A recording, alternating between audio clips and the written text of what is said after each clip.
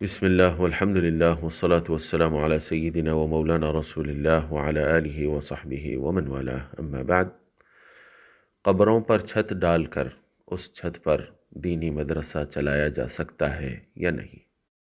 تو جاننا چاہیے کہ یا تو یہ قبرستان وقف ہوگا یا کسی کی ملکیت ہوگی۔ اگر وقف ہوگا تو یا تو اس میں تدفین جاری ہوگی یا نہیں ہوگی۔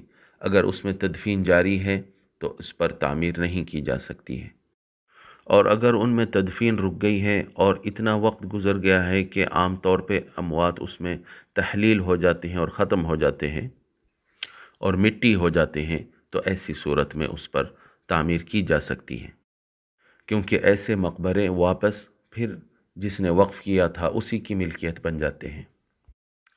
چنانچہ عمدۃ القاری شرح صحیح البخاری جلد 4 صفحہ نمبر 179 کتاب الصلاح باب الصلاة فی مرابط الغنم، اس میں آتا ہے کہ والمقبرة اذا عفت ودثرت تعود ملکا لاربابها، مقبرہ اگر پرانا ہو جائے اور کھنڈر ہو جائے تو وہ اس کے جو مالکین ہیں دوبارہ ان کی ملکیت میں واپس آ جاتا ہے۔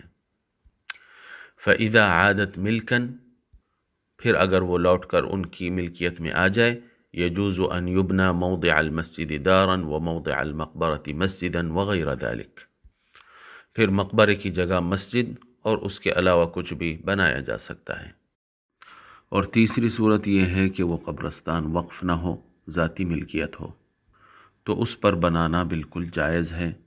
چنانچہ الدر المختار کتاب الصلاة باب صلاة الجنازہ مطلب فی دفن المیت، صفحہ نمبر 237 اسلام ویب کے لحاظ سے، اس میں آتا ہے وَلَا يَرْفَعُ عَلَيْهِ بِنَاءً وَقِيلَ لَا بَأْسَ بِهِ وَهُوَ الْمُخْتَارِ، مختار قول یہی ہے کہ اس پر تعمیر کرنے میں کوئی خرابی نہیں ہے۔ اسی کی شرح میں امام ابن عابدین الشامی فرماتے ہیں قلت لیکن هذا فی غیر المقابر المسبلہ کما لا یخفى، ظاہر ہے یہ عام قبرستان کی بات نہیں ہے، یعنی اگر خاص قبرستان ہو، ذاتی ملکیت ہو، تو ایسے قبرستان میں مدرسہ بالکل بنایا جا سکتا ہے۔ واللہ ورسولہ اعلم واحکم۔